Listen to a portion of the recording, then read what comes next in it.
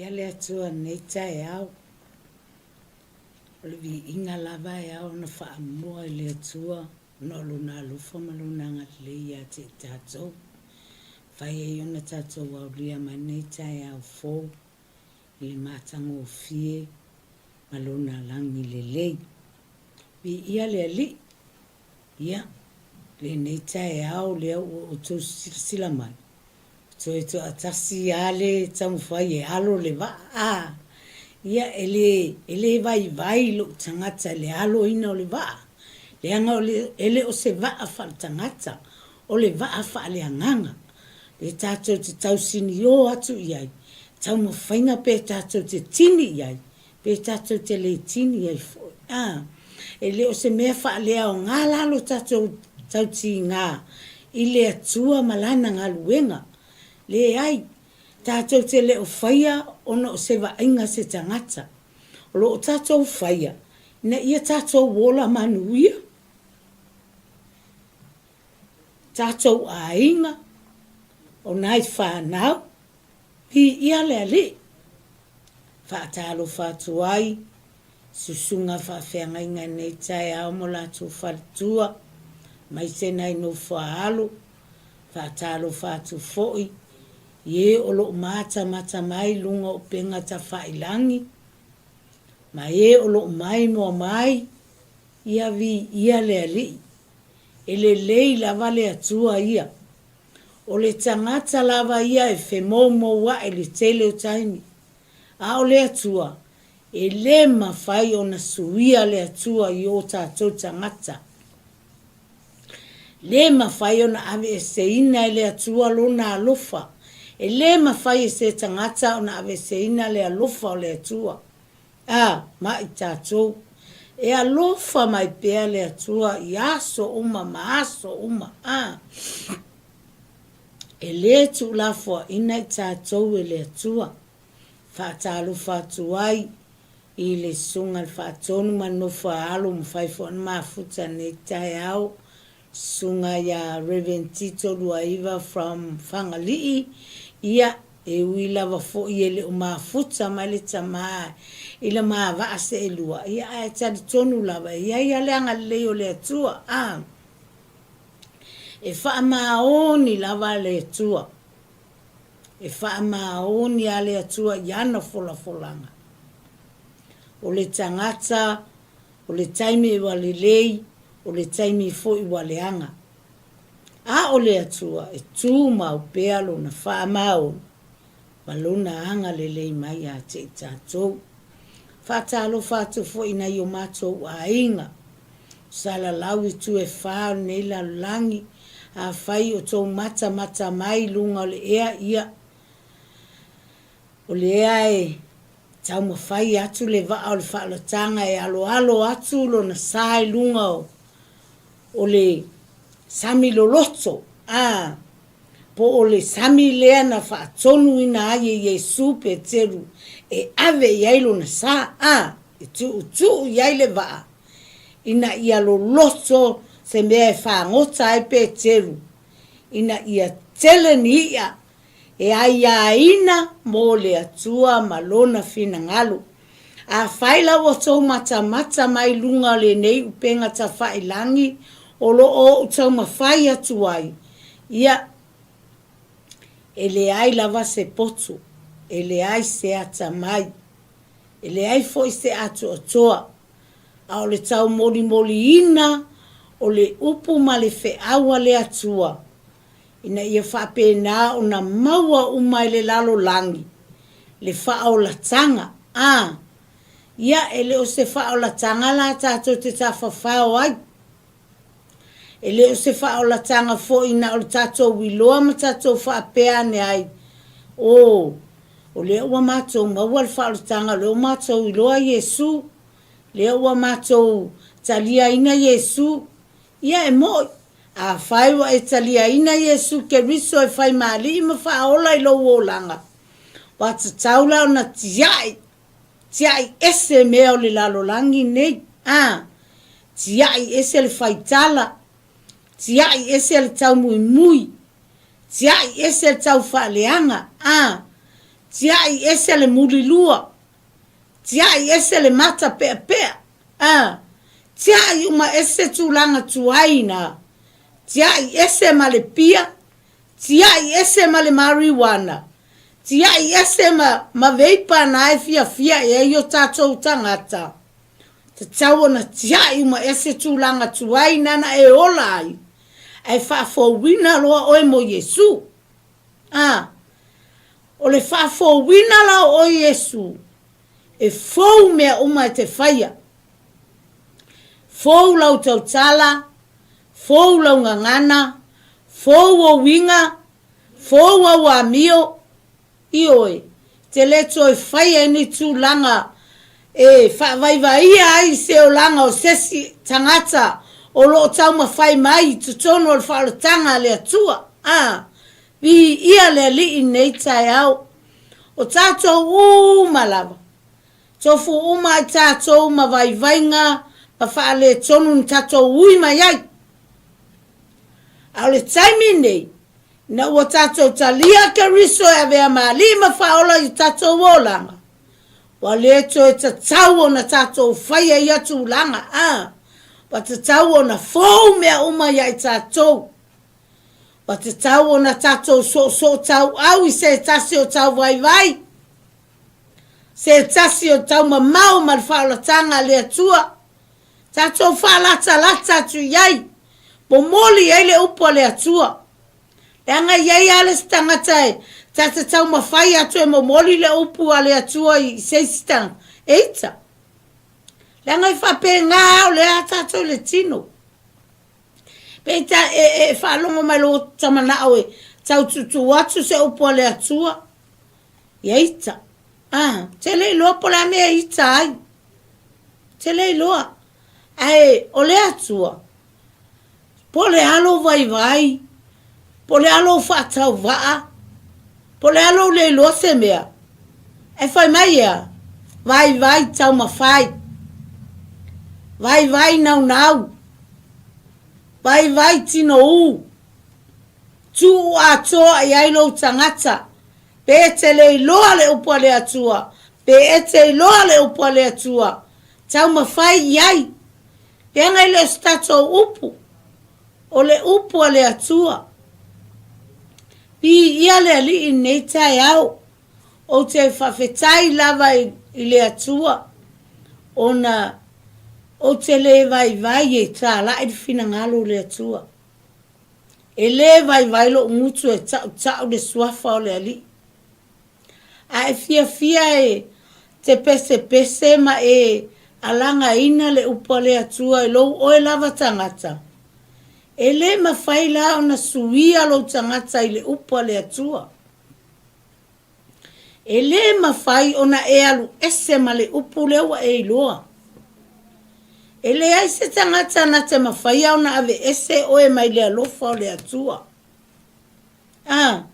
Po o le oti, po o le maalaia, e le mawhai. E tū mau pea le alofa o le atua I ate oe maa. E tū mau. E o lava I le whaavavau. O le atua e le o se tangata le atua tātou te o le ai ma pelongi ai o ia. Le ai. O le atua na te sila fia lo tangata I tutonu. E le o le lei mai o awa mi o I fafo. E le o le lei mai o winga I fafo. No. O tutonu la sila ma iai le atua. Po le alo au le lei fafo ma le matango o fia o fafo ai ale anga tutonu. Mai mauri taimi. Tua mai mauri taimi. Ma le mea le mana o a Yesu. Ia awane o tatou whaia lo na whina lo na o si taimi po. Na o sina taimi. Whai nei o tae au sui. Toi whai tae au o le se aso sui. Le whapena. O aso lo o langa. Aso uma. E te whai pea I pea le o langa. I le upua le atua. e tausi foi o ele atua. Ele e tātou te le o le ngia le atua wha mole mole. Tātou te le sava vali ese ma le atua le o tātou wilua. O le atua o lo ola pe lava. E wha amanuia le atua ia te oe, e wha amanuia foi le atua ia te a. Pe a whai, tā te usita ia ma ola ina le upu lea. E lea o ngana o le tātou tau tatala. E tātou te le o whaia le fina ngalo le atua mo i tātou. Whaatalo whatu fo i e o lo o whapena na whaata o tolia i malu o lato whale o no mai o le tino. Tono ai popua ngā tia o tono whale pui pui. Ia vea le sasa li leo leo ma mea i furi tua mai ali tangata mai le leanga. Ai fo i mai a Yesu. O Yesu aia e le Yesu. A o le tangata aia. Ia. E pule ale tangata e lona tangata. E pule aia pe fi whaalongo i le upulea. Pe le fi whaalongo foi. Ala ua longo atu le upo le ali. Tātou te talo.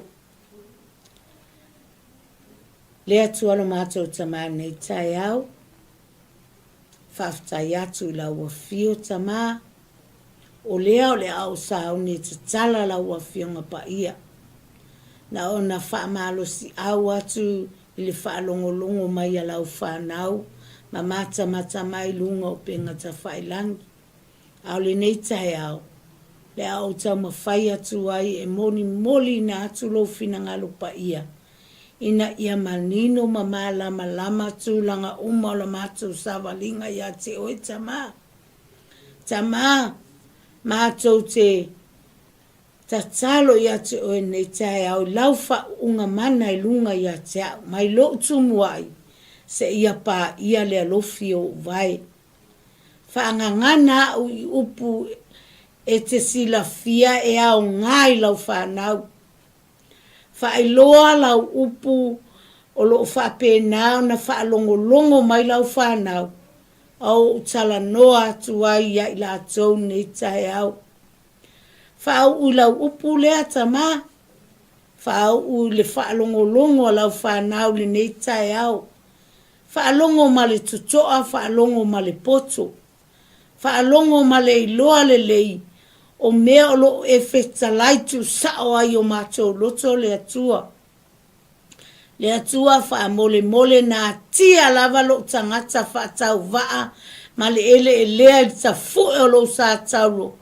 Ai wha manino ma wha aliali lo mātango fie i luma o lau whanau le nei tai au. Le atua wha fufonga, le atua pui, le atua la veai. Le atua wha malu mai, le atua o oe o le atua alofa, le atua wha malo atu, i se o lo o maua lau fiso soani, wha malo atu, i se o lo o fia maua, le tatalaina o wawa o tino, lau whanau o whapena ona, tau ma fight Apollo e no tia. Tala ile mana lo suafa le nei tai au Yesu. No tanga le ali o lo langi. Ai fa sa o loto lau whanau tamafa mole. A fio mai oi. Fio mai le nei tu lau le aso. Fa atasi mai mātou tama. Fa manuia tele oi. Ono Yesu. Amen. Hallelujah, Lord. Ia, o le tātou tusi nāua iai nei lungole. O le ala ata le nei tae au, le lua no fua i ngā tupu luas fulu soluiva. O le taua tangata o le atua, ma le fili. O le taua tangata o le atua, ma le fili. Whai mai. Wa mawai a mea, o no mai ai leo le whanaunga a moni, ma le whanaunga a moni. whaatasi mai la tō fo inisi o Saamoni e tau mai o se fatu. O na o mai ai lea o isi, ma whai mai ai o se fatu wa whapea mai. O lo o mai le wao tangata e matu watu o tele e tau ma oe, mai le lai tu o le sami, mai suria whaauta foi, o i ha seso tamara i la tau, o eno kati lea whaauta. Whai mai, wo mai mo api, o Amoni, o Saamoni, e tau ma Iosefatu, o Iosefatu, o le tupu, Whai mai, sa whape nā ona tau mawhaile o isi, e tau ia Iosefatu, o le iai tangata ia o mai e tau ma ia, o le iai ia whanaunga a Moapi, whanaunga a Amoni, ma nisi o Sahamori, leo mai e tau o nisi, e leo tangata uma o Sahamori, o nisi tangata, whai mai, na o mai leo isi tangata, o tau ia Iosefatu, o leo o mai whanaunga ia a Moapi, ma le whanaunga lea a Amoni, ma Saamoni, e o mai e tau ma oe, whai mai, e o mai e tau ma Iosefatu. O tilo atu, oka, e pei o le one o le sami, le toa tele o tangata, lesi tu atu o le sami, o lo o tutu ma iai tangata ia la au mai e tau ma Iosefatu.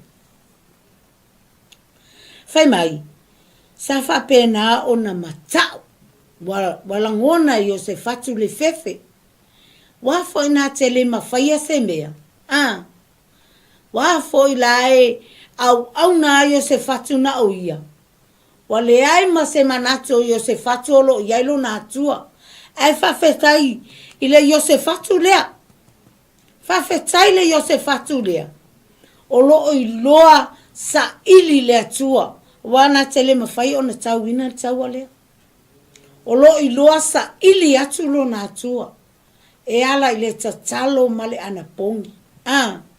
E mai sa whapena ona tū lai tama aloa, ma tā lai fo ile ana pongi. Whai mai, o matua e matau leo Iosefatu wa wha maalusi, ai e sa ili. Whai mai wa sa ili tama aloa, ile atua. Whai mai la i ole kenese ngā e su whawhai upe fitu. Wa toi fo i mai, wa lato whawhasinu uma sa Amerika, ma Saamori, sa nonofo i ha seso tamara. O tangata ia sa nonofo i ha seso tamara. Leo wa fo i ma i tangata ne i fasi, wha umatia, se waile matau tia, matau tia o le fili. Ai whawhetai a Iosefatu, o lea lava sa ili a Iosefatu sa utama Yerusalema. Ili atua, o loo ana popongi mata talo atu, ile lato watua e alofa mai. E alofa mai. E mai sa whaile lato ta talo sa whai mai. Le atua o mato tama, le atua o le langi. Le atua e pule i maa lo manu. E le oilo a au. E ale pule ma le mana e malus. E le mawhai e se tasi o na te ia te oi. E le ma se tasi na te mawhai o na te le atua le atato te au na iai. A wha maoni nei lo loto e le atua. E le mawhai. Po oa mea lalangi tau mawhai e wha matau oi. A e ola i le atua ma lana mea tonu. E le ai ma se tasi na te mawhai o na te la te mawhai o na tulia oi. E tuli e oi tangata uma e le ola matau e le ola ava i le atua. A e nufo ai sea. Le anga o la sila ma i le atua i a te oi. oe o lona whawhine, o lo e nau ia te ia. O lo e nau e tu ina atu lo tangata i te. O e fo i o tangata leanga. Wa o fo i o tangata leanga, ele lea pala. Sa o whaia leanga sala i laulangi nei. Le se mea o te le yo o yailo, tai mea o te le i, talia ina ke riso e vea maalin whaola. O lo ngutu o se ngutu lau vavale, pe i tai le taimi nei, wa whaafo wina. Wa le mana o lo ngutu e tue tau tala ni upu saa, ni upu leanga, ni upu whaamatau. Te tue fia tau tala atu ai, na o upu le lei, e o lai le nganga o tangata, e whaatuma wina ai lo tangata, mo le ali i malona whina ngalo. E se le lei o le atua, e te wa ai o le ola matau o le tangata i mea la langi nei, ai mamaulo na tangata me le atua, e fefe, e langona le fefe, e langona le pala ai sea, wa foi la e faata alunga le atua e luna loto ma luna mafau. E le ona nau atua i ai luna tangata i le atua. E la ngona le tangata na le fefe. Oe. E o la ina ne le upu lea ma e to anga e ai le upu lea le atua se i tu rou le malo le atua. E tau sami le upu lea le ali.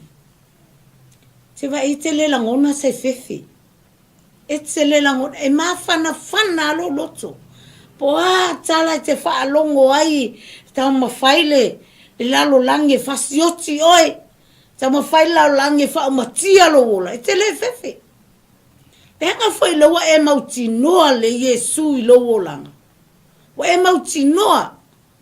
Wa e tau mawhaia oi, ave ai pea, lo wola mo le tua malona fina ngalo. Awa te manatu i upo matala lau langi. Awa le se o la pisi mea na. O la pisi. He a tato wola ina neli upo le atua. Oka.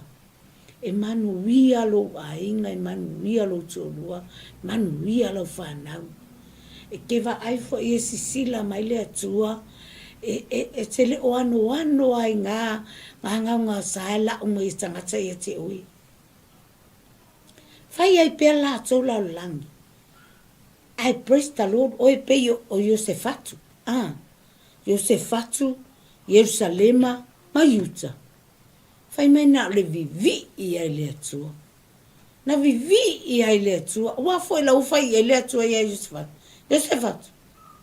Se o le awa te fefe na faile atua ya ai yelu ile tangata leo o ya se epu o le tangata le na failoa ya ile atua e sawe tau ya Iosefatu sawe tau ya Iosefatu le mea le la atupu e awa ine i fefe e awa ine i ola matau Iosefatu ai tau lava o le vivi i atu o Iosefatu sauta ma pete le ema malawa i le atua e tau le atua ma tangata na e tau le atua ma Moapi ma Amoni pasa Amoni e le tau le atua ma Iosefatu o Iosefatu sauta Yerusalema le vivi le ua fai ele atua o mai na le tau ala langa mai ai o vi inga tau te le tau wina le tau wana o au tau wina le tau wana si ave iai lo tangata atoa mo le atua na fai le atua o le vavenga ia oe e te le o la fefe e te le o la mataua ana wa umanu fai mai le lua Timoteolo na mata upu mua lo fai upo e fitu na foa ina mai le atua le anganga o le anganga e te alo fai te whamalosi ai, te whala e awai, te apoapoai ai, e leo se anganga te fefe ai, Timoteo, e leo se anganga te fefe ai, ia o le anmela e fefe ai, o le ana o avatu ia te ore tā leni mani mea alofa, e te whamumuina, whamumule mea alofa, o le a whae o lima. Le anga o le whamanui anga e lea mai fua se tangata. O le whamanui anga e mai lea tua. E le sona mai a foi lea tua ni whamanui anga ia te oi. Le anga e sila mai lea tua. E se a iau mea i whai. Wa ele i loa lea tua. A o mai ai lea tua na sina mea ai a mai e whamalia i lo fo. Lo loto. Whamalia i lo fina ngalo. E le so na mai le atuan fa manuianga. Le anga te le loa ai le atua yau oa. Te le loa le atua. Te le ama i le atua yau oa. E ana. Ia i loa le le Timoteo. O ia o stama titi fa manuiaina. Le ala.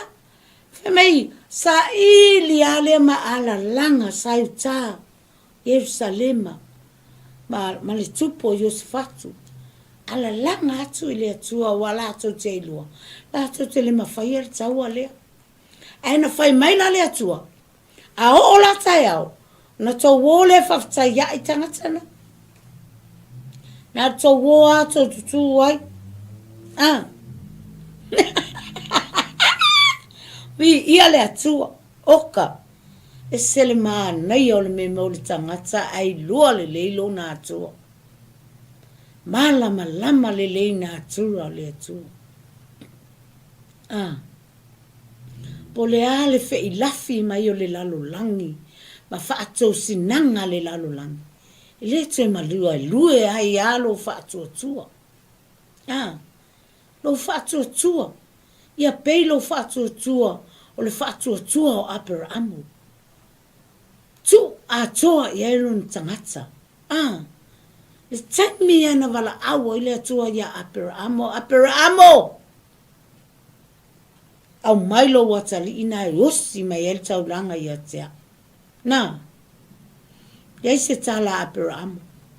Le fa pente fesili Apera Amo tina. Na tu lai Apera Amo ma fai loa. Fai loa le mea na feta la iai le atua ia te ia. Ua fai. Na toi fai mai a le atua Apera Amo e ala i le angelu. O le angelu a le atua fai loa mai a Apera Amo. Apera Amo aua ne i o olo lima le tanga. Aua. Wa owi loa nei o oe o se tangata fai ngata. O oe o se tangata fatua tua. O oe o se tangata e te alofa i le atua. Fai mai ea.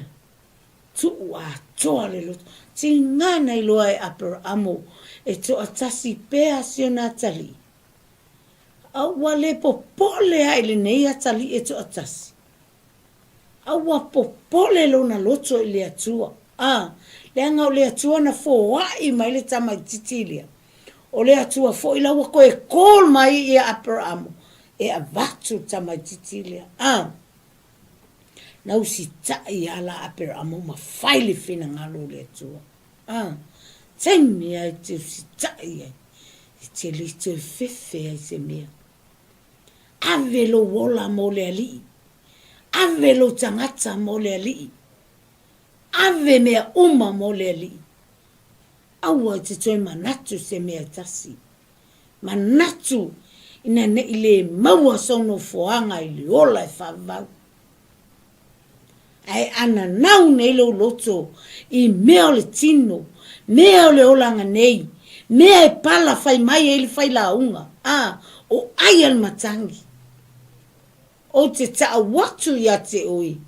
O se oli alo no foanga. O te whai loa ya te o tai au nei. O se oli. E o foi o tatu tangata. Po le asin tatu tama I mea I titi a tatu te whaia. Tato mawhau. Tato mawhau le I tau pou e tos fulena o e whautai. Ai whato a whaiawa. Si tama I taimi ana mana tu natu ai tau pou waalea ia. Wale ai se matala.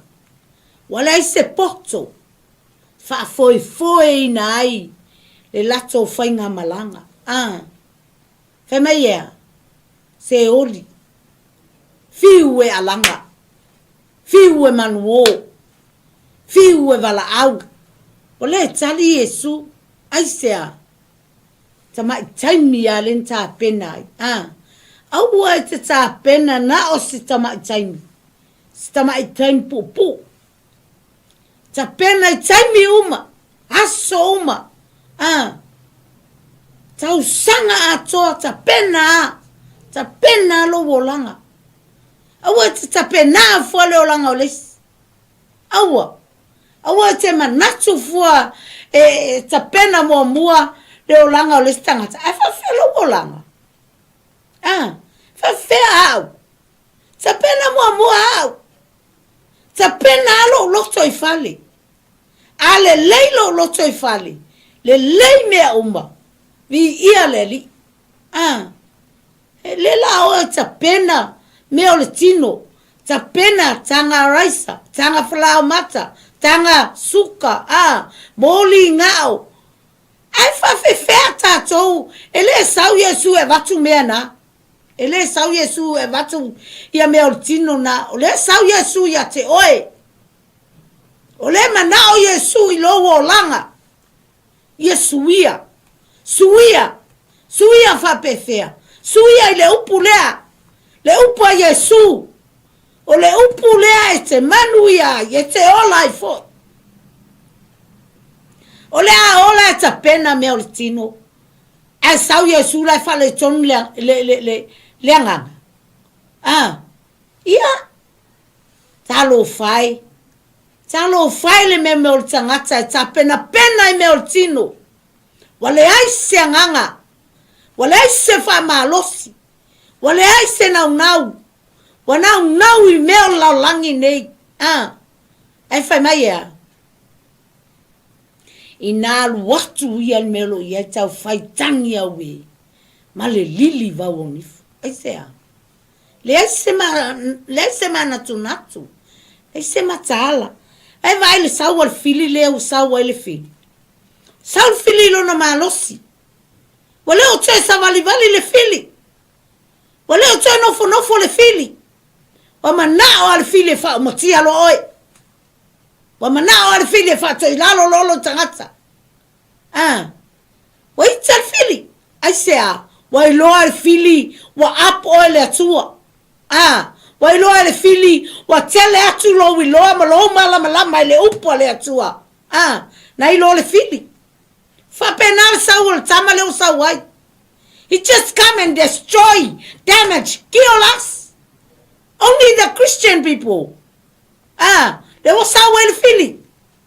Ele o saw le fili tangata le lang. No. Tangata ye tono fal tangale tuo sawai fili. Amen ai lo loto tayao nei. Amen surely done. Sure ya ke au le ye fili. Ele o mo le fili. Le tama fai le fili le peti fa le anga fa mtia oi. Ai sea, wai loa le fili, wale ai sona malos. Wale ai sona iloa. Wale ai sona wanga oye satani ilo na mafau fau. Aya oi ma au le tai au ne. Le tai au ne yolo fa manatu ma ye Yesu. Ya te oi ma. Ta matala. Ta talo. Matala. Ta pena. Sa uni. Fa tali ai. Yesu malona toya fio mai. Awane e fa tamala lo wolanga. O le temia te fa tamala attack lo o el tamalea. Attack lo o el fili. Awane ye. Awo ye e peyo. O tau popo poto. Awana e pe o tapo valea. Pole ale manaya. Pole ale manaya o au tapena penanga. Pole ale manaya o au tauchaunga tau wele malu o le tua. Ai se me titi te fale tonu ai. Te toi fiu e wala au Yesu. Te tala marifa toa. E whai mai Yesu o te leiloa oe. O te leiloa oe. Leanga foi. Ta mai me titi alena ele wha maoni ai. Ulu fale atu ia ele meolo ia tau whaitangi au e malili vaonifu. A ole taimi e te wha maoni ai mea umai. Wha maoni nei ta ea le siaso se yo ale. Le iunga o le olanga. O e wha maoni a. E mailo Yesu. E wha maoni nai mea titi. O te tō fia o e pule me tele. Wai vai. E te pule mea umala. Leanga naisi sila mai le atua e te wha maoni. E te wha maoni. E le ngata tono lo wainga. O lau fale whai ngaluenga. O tono o ngaluenga le atua. E te wha maoni ai. Te wa aila iai le tango mai a Yesu. Whai mai se uatali ie. Se uatali ie ia. Na owi loa lava oe iau ngaluenga. Na e wha maoni a mai lo amatanga se ia o mai lava i le iunga. Ia ulu fale mai loa le fia o lo wali. Sau loa i le meo lo iai tau sama samai mama. Hallelujah. Glory Lord. Ioi. O le vala au na Yesu e vala au en me mo tangata e ola wha maoni. E ola songa. E ola e lima natu fua e. Tama whai wha leanga le ainga ma lea tangata ma lea. Ai tama whai aia mo se mea le ilona o langa. Aua pena o whai atu mua. Aua te alu fua e vele ma fale o le se ainga. Mua i vele lolu ma fale ma. Ma loto ngala au po ma. Le tongala au le sia inga lali oka na ia le meo le tangata ai loa le leile atua pela o se fatu pe o se fatu e mai loa ia Yosua ye puse o e no nofo Yerusalema na le mafai ona tulia ila atou el fananga yuta wano nofo fatasi uma ila atou o le aso nei o le aso nei wano nofo fatasi ai Yerusalema o sauta ma Yosefatu anga foi lo uma na tau le atua le lato taua wa uma na fai le atua le va venga mo ila atou fai mai na o tangata nei i watu o ka wa fola mai ia tangata wa umana fa umatia le atua fai mai na o langa tangata mea matanga o fia uma wa langa ele awai ngale wa saoloto wa langa mea mana naya uma o meo le veke e foi ia le veke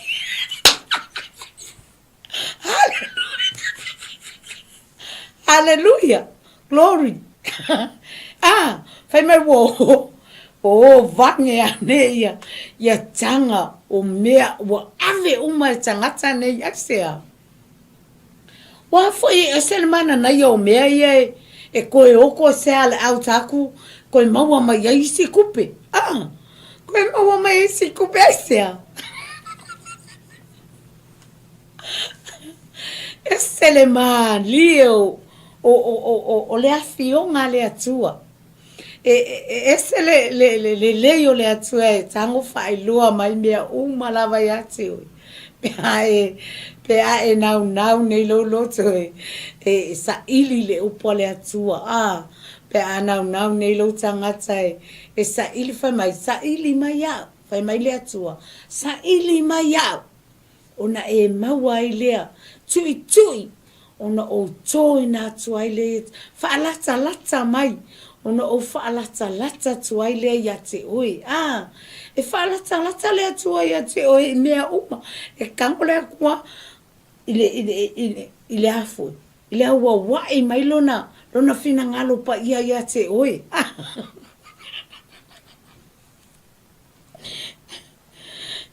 Fai mai le ia. Ia o tau o ifo tae au. Ia o tau o ifo tae au ia ila tau. Ko ke o ia i o e whafsanga i le fili. Awa ko ke fefe. O e whasanga ia. Lenga vai o kou yo sa wakuma sautama. Ko ke le ka winga ka wanga. Se o e whafsanga ia i mawhai i kou ka. Ai tau talai i le fili na pe matai e sau le fili fa Hallelujah, glory Lord. Le ai ele vale ale ia o le fili e ala na sau le fili ati oi o lo fa tinga o lo ai foi se tau mo fai atu ele ai foi se não mai Nai tinga na e tau mo fai atu se mea. Ele lei ai te tonu o se mafutanga. Ala lava ese a mea le fili. Na e tau mo fai e fai. Ai. O le atua. Ele fai longa tangata le atua. E tutusa ma tangata le atua. O le fili la. Le ai. Ele tutusa tangata i le fili. O le fili la wai e langa vaenga aula i lau langi. Lea la e fia sau le fili tu tono le whao tanga le tua. Fia maua tua se siana vaenga.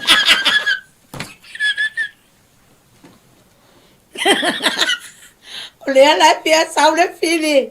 E sue atu se siana vaenga au tu tono ngaluenga le atua. Lea ngai whapena le o langa le tatu. Amene. Fai mai na tue fetau wai ale awali ilea. Tue fasi ele au se rua. Ai sea, le ai se poto. O le ai se mala. Wame ese uma le atua. Mea uma na ile mafau. Ai sea. Nanga foi la wana nau le losoi ola langi mamia le ala. Amene i ali. E ala o sau lo le fili. O le o vai ala ina tsoi. Le o tsoi fita wai ala tsou. Le o tsoi tsau la mo api. Ma amoni, ma nisi o sa amoni. Wa toa e tau, wa fe ai nga i ala tau. Wa umale o na fasi o seira. Ade wa toa e o ala tau toa fe tau wai. Ya, fe mai lelo e Yeremia nga kolu ongo iwa. O le lima o kausanga yo akima le atale o usia le tupu. O yuta. Ma sina iwa na tala e ele ana pongi lumo yova. Tangata uma Yerusalema o tangata uma o Sauta. O le lato o leanga luenga sa fai. O le ana popongi matitalo. Tu uina atu lo lato. Ia i lato i luma o le atua. Ina ia awa na itoe o ma iai le fili. Awa na itoe whaasanga tau ma iai le fili. Ia maua e lato. Le nganga etasi. Ma le loto e tasi. Ma le manato e tasi. O le mafau e tasi. E ngalu lue ai mo le atua mo lona fina ngalo. Ese le maana i o le afionga pa ia le atua. Vai mai. Ele tau. O tau i le nei taua. Tutu ia o tau. Ma ia o tau mau. Ma o tova ai atu i le ola tanga, mai ai iuwa, o loo ia te o tou, Utah ma Yerusalema, aua le fefefe, aua fo ile matatau, i o atu tae au ia te ila tou, ia te o tou fo Yehova, vai vai. Le wha malo si au lea, wha pēnā fo ila tātou wha malo losi, ma tau ma whai, ona, a vea so taimi e te ana pongi ai le atua, e te tatalo ai le atua, te le ma whai ona e maua le mea nai tana nau i ai lo loto, pe a whai e te le ana pongi, ma tatalo. E sila fia e le atua lo tangata i whafo matutonu, pe a whai o se tangata te fia, e te tatalo ma e ana pongi, ona o le a fionga pa ia le atua. E whaatupula ia ina ai pea, lo wa ngai luma i le upo le ali. E le o lo te talo i o alalang. Sorry. O te whawhetai au ia le atua. O te le kai ngā popole ngā meo oa. E popole o mai ka ngakange ke ole kongi ala ko awa, ke le popole se mea tas. Ke le popole. E fia alo wia loto i le ali. E amai a le ali i le taimi sao ma le taimi tatau. Le tupe mo oe tala. E le o mo le taimi nei. Le anga nai te le o wala au mai a te au ni tupe. Au le taimi a te wala au mai a te au. Na e loa lea, e matau tia ale atua le te au na iai. E matau tia le alofa o le atua ia te o lea, te le o tatalo, te le o anapongi ni tupe. O lo o anapongi le upo le atua. Ina ia tele so wiloa, tele so malama anga. I le wha malama ina o le fina ngalo alofa o le atua le tangata. Ia le ali. Fai mai Yesu. Wa unei le ala o pomoni ma le ola. E le sawa tu lava se tasi tama. Pe ale ui mai a tea. E te ui loa ya Yesu. Ma e loa le Yesu. Ma e sa vali i ala o Yesu. Ona e loa lea. Ne ai. O mea mai alu Yesu fa iloa ilona tama. Fa iloa ai o tala lava lale. Pese ai o vi inga. Tala lava lale. Tau tala i lau upu. Tala lava lale. E esele. Nau mai o lona loto ia te oe tama. Lea o Yesu. Aua le tatou.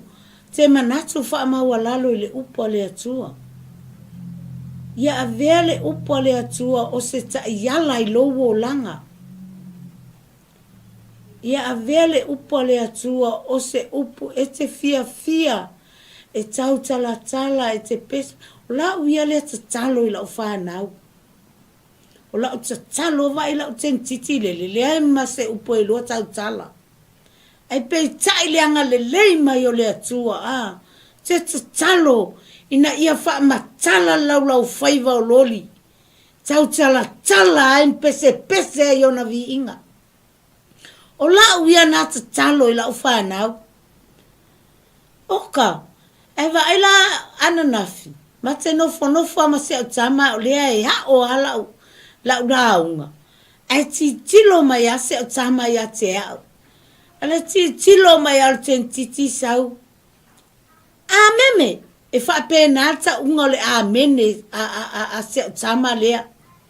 E pētai wo o taimi nei. Wa matala le ta unga le mene. Wa matala wha tama. Wha mole. Se e wha matala le ta unga le upu i lau whaiva o loa fine. Se e wha matala ina le tala noa o loli i aua fionga ma pese i ovi inga. Ioi, o tanga a fusi mai se o tama na fimo ta talo ai. ma utangi ai. Tilo me ten titile, fai au me ana filunga lau, ma sasa lau tuspa iana fi. Sawa se utama mai, nana, ameme, ya utanga tulua fusi mai ma opo. Ma utatalo ai lo ilunga se utama. O te titile e tali yea yan mato fali fai mai te le lo po alang ngana ale langi ia me mai titi ai o te fai le atua fa malama mai oe fa manino mai au fionga fa iloa mai upolo tala e loli ilona ngutu malona lau faiva vi ia aila ua fiota ma pa aila iei le pese fo inale joy ke va ai a pese ai ua iloa uma upole pese he mea ngai fa fetai e loto e le atua o la uia lea me faisia o whanau le fale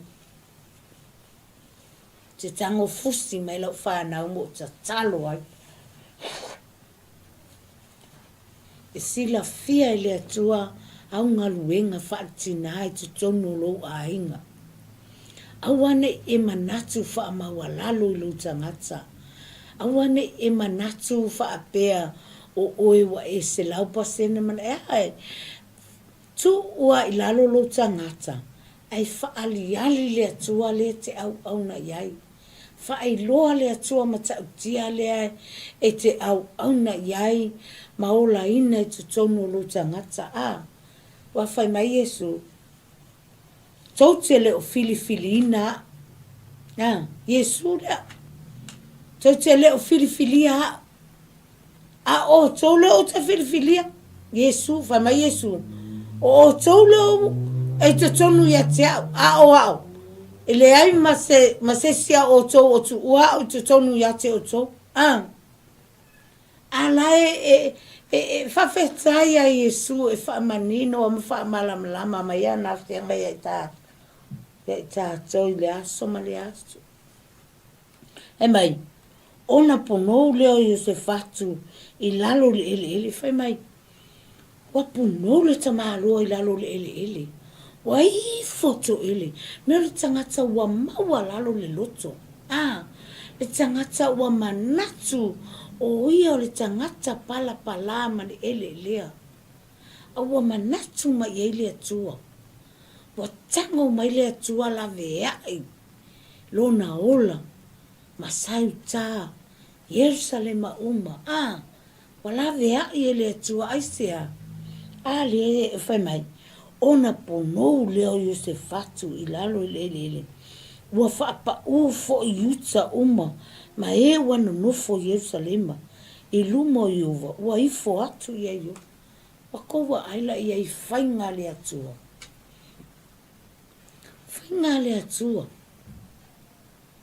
moni ne le atua ia te ui e te matua e ifo to ele aile palapala e te matua i whaapea ifo o oi o le tangata e te leilua se mea oe o le tangata e te le mawhaia se mea. Oe o le tangata mawalalo. Oe o le tangata e te le sila fia ina se mea. E le haifo i se maalosi a te oe e te tau ina aile nei taua. Paeva ai ia Yosefatu. Le nau leo Yosefatu e fai mea uma ina ia vi ia aile atua. Paile nau o tangata.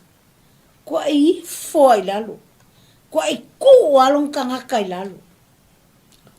Toa umala toa ma sauka ma Yerusalema wa kau fa ifo. Ma puno no i lalo le ele. Fapa ma ifo i lalo le ele. Mea o tangata ua. Langona le fesoasoani mai o le atua ia i latou. Wa langona le alofa o le atua i o latou tangata. Whawhetai ai loto i le atua ona o le manatu mai ai latou. Mai va. Mai o sa le vi. E o ai e staulanga. E o ai tangata e whaianga luenga le atua. Le au sa le vi. Pei mai waifo. O le whanaunga sa koato. Ma le whanaunga sa koru. Mai va. Watu tu ila tau e vivi ia Iova. Le atua o Israelu. Ile leo tele male mawalunga. Aka. I ia oe tama. I ia oe le atua. Fo ia te oe lovi inga le neita e ao le atua. Whawhetai tama i lau upulea. Whawhetai le atua. Ia vi ia oe ia wha mawalunga ina lau o fio. Le ai se tase wha tusa lia ina iai oe tama. Wana oe lava e to tase e ao na mato vi ia. Vi ia oe le neitai au fou. Vi ia oe le o soa e o le la malona toengo to atu. Vi ia oe le ola mare malosi wha fowina. Vi ia oe o na lau upu wha wina. Wa mawhai o na o tala ilne ai le neitai au. Vi ia oe o na au na lo mato maa futa e la roi fole nei fale mare whanau. Vi ia oe le atua. I o tangata wha longo mai. Ma o tangata mata mai tama. Vi ia oe le atua Sisila. Vi ia oe le atua Alofa. Vi ia oe Yehova Irai. Yehova Rafa, Yehova Saloma. Yehova oe o le atua. Malos. O oe. O le tupu. Ma le ali o ali. E ifo mea uma ia te oe. E ifo o tangata o la uma i laua fio tama. Vi ia oe ne tai au. Vi ia oe le tua Abraham o Isaako ma Yakopo. Vi ia oe le tua. Fo i lava ia te oe lo vi inga tama. Glory, Lord. Glory, Jesus. You are so wonderful, God. You are the marvelous God. Hallelujah. Hallelujah, Jesus. Whawhetai Yesu. Whawhetai tama. Ia vi ia oe whawawau. Ia vi ia oe o na lau upu. Whawhetai le atua. Awane i le tangata lo na vi inga. Awane i le tangata lo vi inga tama. Ia o tu ina tulava le vi inga ia te oe. Mai le ta ele o lo loto. Mai lo loto fuatia i folelei. Wa umauna ta pena ina mo o tama. Vi ia aila wa fiole nei tai au. Vi ia ai oe le atua mamana. Le atua alofa, le atua whaiva venga. Le atua mata utia e sili ese o ele nei tai au. Hallelujah tama. Vi ia la wami o tonu le nei tai au. Vi ia lo wanga le lei le atua. Whawhetai Yesu. Whawhetai tama. Whawhetai le atua. Ia matou pei. Le atua. O tangata wa umauna e saunia. O lo toia fio mai tama. Awa lava ne tangata o vi inga. Awa ne tangata o vi inga le atua wha mole. Ai wha i lava le vi inga ia te oile nei tai au.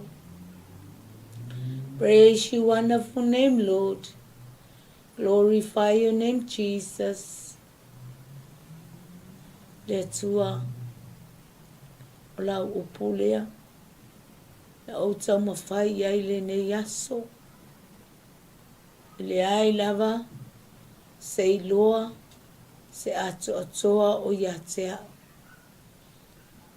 a o loua nganga pa ia na te wha ato atoa ina mea umai loto ma nganga o lau whanau wha manuia le wha longo longo lau whanau wha manuia fwoi le lato mata mai nei tai au wha manuia iau au auna wha manuia i o lato whalitua mano whaalu wha manuia i e o mamai ai popua ngā tia o malu o lato whale tu tonu o lawa ma maota le atua so o se mea o whaata oto li ai lau whanau ne tai au e o atu i ai lau wha malo lunga mana tama tonu o Ausitalia o Amerika Hawaii Samoa New Zealand nei ia o atu lau wha malo longa i au whanau le tua lo watali i ala auli leo mātou tama mātou te whatai nā tu pēa o ia ia te oe ina ia iai ma ia a wha ato atoa ina lau o fio lau wha malo longa i lona tino lo mātou tama au wale whianga iai ma tiu te whai ma ngā luenga whai te tono sio mātou watu nuu Samoa anga lei fontinai a tupe mo le tausiina ma le vavaainga o siona to o lua i mea le lei e ati ina ina ai lo malo tama whaafeta Yesu whaatasi mai oe whaatasi ma lau whanau le ne yaso tama whaatasi mai mātou malawa le ne yaso whamanuia fo i e olo o iai te tonu o aio fale pui pui le atua tama ele o se no foanga le amo i mātou ai ala ona mātou wo o iai ona ua le leia mātou wa mi o mātou mea i whai tama wha mole a vele sasali leo ma me furitua ai le tangata ia te oe alu ese mai ai le leanga e sau e ofo ina atu leo langa mo lau o fio tama e leo se taimi mātou te toi whata mala ai o mātou tangata o le taimi e ao na mātou tā pena ma mātou sa uni le lei mo oe malou toi a fio mai Yesu whamanuia mai oe ne yaso Pamanuia ia Mike man faltua man no foalo. Pamanuia fole tamape a fai to yanga ia tu monga luenga ne yaso. Moa au muri aula ua fio i lunga ala tele vavaru. Pamanuia fo i whanau i malu o fale. Iai lo wanga le, iai lau pui puinga. Pamanuia i o mātou fili. Ye o i tamaia i mātou, iai anga le leile tua ma. Mai whaamala malama i o lātou loto mo lātou mawhau. Lau lava fionga pa ia tama. Ona o Yesu. Yesu le leilea. Wa mātou le lei ai le nei tai au. Yesu fai mea mawhai lea. Wa mātou ngālu lue. Whaamalo losi atu ai ia te oe le nei tai au. Yesu tai ala. Yesu tali manao. Whawhetai tama. Ona o Yesu. Amen.